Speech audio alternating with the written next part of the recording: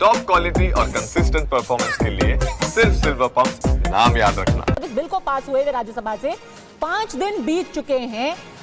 1 दर्जन जो अभी पीआईएल हैं वो सुप्रीम कोर्ट के सामने पहुंच चुकी हैं, लेकिन क्या कोशिश की जा रही है? लगातार सड़क पर एक संग्राम शुरू करने की कोशिश की जा रही है। ताजा तस्वीर हम आपको दिखा रहे हैं पश्चिम बंगाल के मुर्शिदाबाद में, जहां वक्फ कानून पर बवाल शुरू हो गया और इसके दौरान जुलूस निकाला गया। उसके दौरान पुलिस पर पथराव हुआ, गाड़ियों में आगजनी की गई और मुर्शिदाबाद के रघुनाथगंज में ये पूरा बवाल देखा गया। नेशनल हाईवे 12 को जाम कर दिया गया है और यही सवाल इसीलिए हम बार बार पूछ रहे हैं कि जिसको कहते हैं एक पॉलिटिकल मैसेजिंग की जा रही है। एक तरीके से आप स्टेट को, आप जो सरकार है केंद्र में, उसको दिखाने की कोशिश कर रहे हैं कि कानून तो आपने पास करवा लिया मुमताज आलम रिजवी, लेकिन हम भीड़ तंत्र का सहारा लेकर के आपको घुटनों पर ले आएंगे।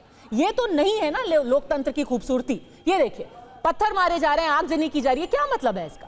देखिए, बहुत बहुत शुक्रिया पद्मजा जी।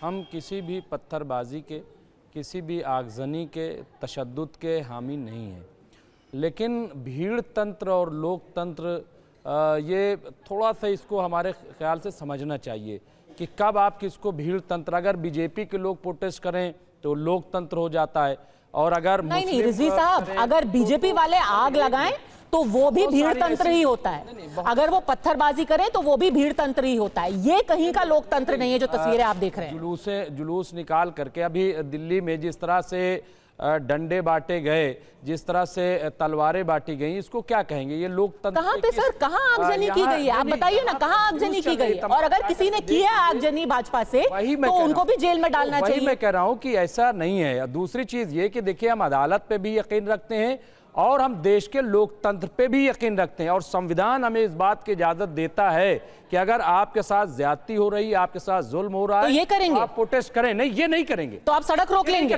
देखिए, और ये अकेला नहीं हुआ है, झारखंड में हुआ है, जामताड़ा में किया गया है, मालदा से खबरें आ रही हैं। किसानों ने प्रोटेस्ट किया था कि नहीं किया था? अरे सर, आप मेरे को ये बताइए, किसान क्या है, इस देश के हिस्सा नहीं थे और हमें इस देश का हिस्सा नहीं है? जो गलत कर रहा है उसको रोकने का काम इंतजामिया का है, वो रोके। हाँ। लेकिन हमें पुरअमन तरीके से प्रोटेस्ट नहीं किया जाएगा। किसी को 10 लाख का वो भेजा जा रहा है, किसी को डराया जा रहा है, ये ठीक नहीं है। देखिए पद्मजा जी, आप भी जानते हैं कि आज पूरी दुनिया में कई इश्यूज को लेकर, मैं नाम नहीं लेना चाहता, आपके यहाँ वो बहुत सारी न्यूज चलती रहती है इंटरनेशनल, कि कैसे प्रोटेस्ट हो रहे हैं और लाखों लाख लोग अमेरिका में हो, बर्तानिया में हो। सर, प्रोटेस्ट और हिंसा में बहुत फर्क है। अब कल को आप कहने लगेंगे कि ये एक पीसफुल एजिटेशन है, तब तो नहीं ही है ना। पहली बात तो सवाल ये भी उठता है कि आप खुद मान रहे हैं कि हमें अदालत पर पूरा विश्वास है, देश के कानून पे पूरा विश्वास है। अगर देश के कानून पे विश्वास है तो आप मेरे को ये बताइए कि all India Muslim personal law board ने बाकायदा फरमान जारी करके कहा है कि हर किसी को सड़क पर उतर जाना चाहिए। हम इस कानून को मानने वाले नहीं है। आप क्या मानते हैं ये मोहम्मद फैज खान कि ये एक लोकतंत्र में इसकी इजाजत होनी चाहिए, हर किसी की आवाज सुननी चाहिए? और जैसे कि रिजवी साहब भी बता रहे थे, अब देखिए उत्तर प्रदेश में एक आदमी ने सिर्फ काला कपड़ा अपने हाथ पे बांधा तो उसको एक पुलिस नोटिस चला गया। ऐसे में अगर दबाएंगे तो कहीं ना कहीं तो गुस्सा फूटेगा ना। बिस्मिल्लाहिर्रहमानिर्रहीम, रब्बिश रहली सदरी व यस्सिर ली अमरी वहलुल उक़दतन मिन लिसानी यफ़क़हू क़ौली। जय हिंद, भारत माता की जय। आदरणीय पद्मजा जी, देखिए, हायरार्की होती है, हायरार्की को समझना चाहिए। इस्लामी नुक्ते नज़रिए से बताऊंगा, फिर संवैधानिक नुक्ते नज़रिए से बताऊंगा।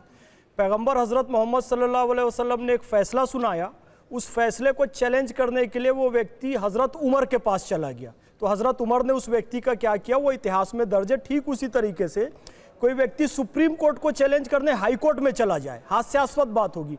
ठीक उसी तरीके से लोकसभा राज्यसभा में जो फैसला दिया गया है उसको आप विधानसभा में चैलेंज कर रहे हैं और हंगामा कर रहे हैं, ये उचित बिल्कुल भी नहीं है। जो कि जम्मू कश्मीर की विधानसभा में हुआ वो गलत है। अब मदनी साहब ने ठीक कहा कि भाई हमको आपत्ति है, लोकसभा राज्यसभा संसद ने जो काम किया उसके लिए हम सुप्रीम कोर्ट में जाएंगे, संविधान इसकी इजाजत देता है, बिल्कुल करना चाहिए। लेकिन वो चीजें धराशायी हो जाएगी क्योंकि उन सब अपीलों में कोई दम नहीं है, सुप्रीम कोर्ट खारिज कर देगा, हमें पता है। दूसरी बात, ये काम करना कि आग लगा देना, पत्थरबाजी करना, दंगा फसाद करना बिल्कुल गलत है। और हाँ, आपने जो बात कही उसका भी समर्थन करता हूं। कोई शांतिपूर्वक बैठकर यदि जंतर मंतर में प्रदर्शन करना चाहे कि भाई मैं इस कानून का विरोध कर रहा हूं, तो उसको भी इस बात का अवसर बिल्कुल मिलना चाहिए।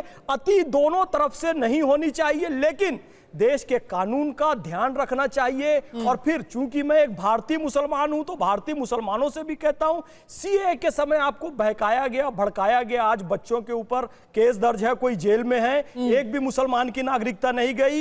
ये वक्फ एक्ट आपके हक में है भाई, सड़क में आकर दंगे फसाद ना करो। ओवैसी के बच्चे विदेशों में पढ़ रहे हैं, मुस्लिम पर्सनल लॉ बोर्ड के बच्चे जो है वो विदेशों में पढ़ाई कर रहे हैं। आपको ये सड़क में लाकर आपके खिलाफ एफआईआर दर्ज भी करवा देंगे, आपको जेलों में भी डलवा देंगे। तो मत बाहर आओ, ये आपके हक में है, एक जिम्मेदार मुसलमान होने के नाते कहता हूं। नहीं, आप कह रहे हैं कि लोगों को भड़काया गया, किसने भड़काया? क्योंकि हर कोई तो कह रहा है कि हम उनके रहनुमा हैं, हम उनके हिमायती हैं, हम उनके हक की बात कर रहे हैं, आप इसको भड़काना कह रहे हैं। देखिए, आदरणीय जगदंबिका पाल जी के बारे में कहा गया उनका क्या हश्र कर देंगे, चंद्रबाबू नायडू और नीतीश कुमार जी को नेस्त नाबूद कर देंगे, इस देश में गृह युद्ध कर देंगे। और ये बिल नहीं है, वक्फ बिल नहीं है, सांप का बिल है। मुसलमानों बाहर आ जाओ, अपने हक के लिए लड़ाई करो। और मैं आपको एक बात बताऊं, भड़काते हुए क्या कहा गया, अब आप सुन ही रहे हैं ना। एक नेता इमरान प्रतापगढ़ी ने जो याचिका दायर की है, कितनी भड़काने वाली बात कही है, सुनिए।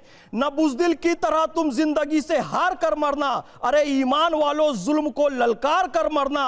कभी जब भेड़ियों का झुंड तुमको घेर ही ले तो अगर मरना पड़े तो 4-6 को मार कर मरना। देश में गृह युद्ध की धमकी दे रहे हैं, सनातनी भाइयों को हमारे भेड़िया कह रहे हैं और 4-6 को मारने की धमकी दे रहे हैं। तो ये इस्लाम भी नहीं सिखाता है, क्योंकि अल्लाह कुरान शरीफ में कहा गया है, फसाद फैलाने वालों को अल्लाह पसंद नहीं करता है। रब्बना आता है ना फिर दुनिया हसनतम व फिल आखिरते हसनतम व क़िना अज़ाबन्नार, यानी कि पहले दुनिया को तो संवार लो, आखिरत भी संवरेगी।